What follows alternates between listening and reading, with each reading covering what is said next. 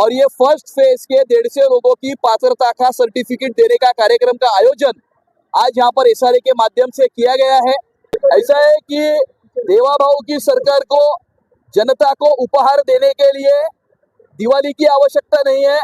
देवा भाऊ की सरकार के पीरियड में हर दिन ये महाराष्ट्र की जनता के लिए दिवाली है।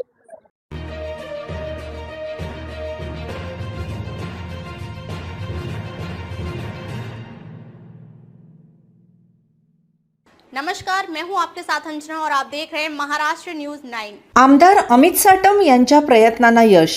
जुहू गल्ली येथील पात्र झालेल्या 150 झोपडपट्टी धारकांना परिशिष्ट 2 चे वाटप अंधेरी पश्चिम विधानसभा आमदार व मुंबई भाजपाचे अध्यक्ष आमदार अमित साटम यांच्या हस्ते करण्यात आले। यावेळी स्थानिक नागरिकांनी झोपडपट्टी पुनर्वसन प्राधिकरणाचे व आमदार अमित साटम यांचे आभार मानले, तर उपजिल्हाधिकारी नळदकर यांनी देखील पत्रकारांना माहिती दिली।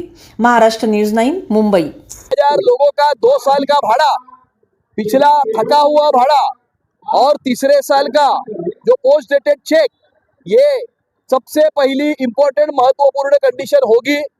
जो भी पैसा एसआरए में जमा करेगा और बाकी सारी पूर्तता कंडीशन की करेगा, उसको ये काम दिया जाएगा। और आने वाले 3 सालों में जुहू गली के लोगों का सपनों का घर ये महाराष्ट्र की सरकार, देवा भाऊ की सरकार के मार्फत यहाँ पर बनाने का काम हम करेंगे। दिवाली का उपहार ऐसा है कि देवा भाऊ की सरकार को जनता को उपहार देने के लिए दिवाली की आवश्यकता नहीं है। देवा भाऊ की सरकार के पीरियड में हर दिन ये महाराष्ट्र की जनता के लिए दिवाली है। मेरा नाम प्रवींद्र चंद्रबली यादव है। कौन सी सोसाइटी में आपका? मेरा गिलबर्ट हिल न्यू भारत कोऑपरेटिव सोसाइटी। आपका घर अपात्र था? एक्चुअली प्रॉब्लम ऐसा था कि हमारा जो है 79 से आटा चक्की का यहाँ व्यवसाय चालू है और अचानक हमने चेक किया तो उसमें अपात्र निकला, जबकि हम 79 से अप्रॉक्स उससे पहले से ही है, सब डॉक्यूमेंट थे। तो हम यहाँ पर आए, हमने चेक किया, एसआरए टीम ने हमको बताया, एनेक्शन नंबर दिया उन्होंने और उन्होंने हमारे साथ कोऑपरेट किया कि आपको 2000 से पहले कैंप में डॉक्यूमेंट जमा किए। कैंप में डॉक्यूमेंट जमा किया, उन्होंने क्या क्या डॉक्यूमेंट चाहिए वो सब भी बताया कि आपको क्या क्या 2000 पहले से जो जो डॉक्यूमेंट्स है वो डॉक्यूमेंट दीजिए। हमने वो सब डॉक्यूमेंट दिया, उनके जो कलेक्टर थे उनसे भी कंसल्ट किया कि कैसे कैसे प्रोसीजर होगा, उन्होंने पूरी तरह किया और ये चीज़ को इन्होंने मैं सराहनीय कार्य किया उन्होंने और मुझे पात्र किया, जो रियलिटी में था उसको पात्र किया। आज सरकार आपके, ये मेरा एनेक्शन कॉपी है। आज सरकार आपके घर पे आके आप लोगों के पेपर जमा करके आपके अपात्र उनको पात्र करने का काम किया, इसका श्रेय किसको जाना?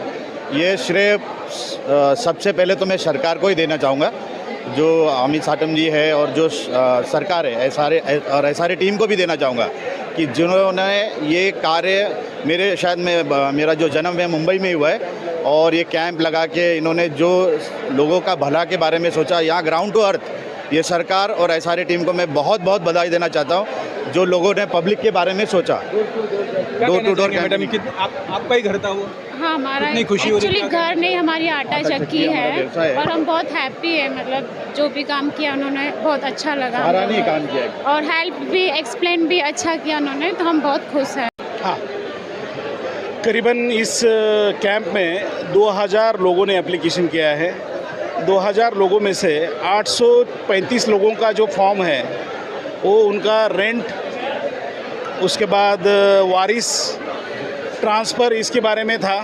तो हमने वो संबंधित अथॉरिटी जो है तहसीलदार स्पेशल सेल को उनको भेजा है हमने, उनके मार्फत हमारी कार्रवाई चालू है। बाकी जो 1200 फॉर्म हैं उसमें से 500 फॉर्म बायोमेट्रिक सर्वेक्षण के बारे में थे जी।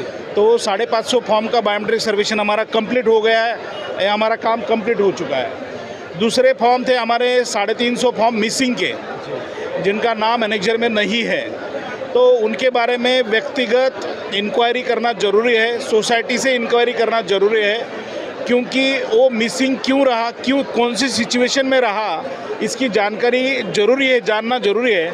इस वजह से उसका इंडिविजुअल वेरिफिकेशन काम हम दिवाली के बाद चालू करने वाले हैं। 1-1.5 महीने में वो काम हमारा कंप्लीट हो जाएगा।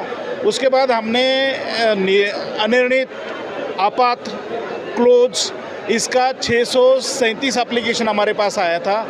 उनमें से जिन लोगों ने आज डॉक्यूमेंट दिए उन 150 लोगों का हमने परिशिष्ट वितरण आज कर दिया है, और बाकी जो लोग बचे हैं 450, उसमें से हमने एक लिस्ट जारी की थी कि इन्होंने लाइट बिल नहीं भरा है, इन्होंने मतदार ID का सर्टिफाइड कॉपी नहीं दिया है, इन्होंने 40,000 का जो ट्रांसफ़र शुल्क है वो नहीं भरा है। ऐसे लोगों के बारे में हमने एक लिस्ट जारी की है। उन्होंने यदि भर दिया तो और 100-150 लोग और पात्र हो सकते हैं। उनका प्रयास जरूरी है। बोलो। कैसा अनुभव था इस तरह के इतिहास में, इस तरीके की घर जाकर, यानी कि झोपड़पट्टी के धारक के पास जाकर इस तरीके का अनुभव कैसा था? ये देखो, लोगों को पहले तो गलतफहमी हुई कि हमारी पात्रता रद्द करने के लिए आए हैं, ऐसा कोई तो रूमर फैला दिया। तो वो पहले हम जब जा रहे थे तो हमको विरोध करने लगे और लोग बोलने लगे कि ये हम सर्वे होने नहीं देंगे। लेकिन हमने उनको बाद में समझाया कि किसी की पात्रता को हम छेड़खानी नहीं करेंगे। पहला फेज़ में हमारा कंसंट्रेशन रहेगा कि जो अपात्र है, जो अनिर्णित है, जो बंद है, उसका नाम उसमें डाल के उसको पात्र करना, ये हमारा काम हमने प्रायोरिटी से किया।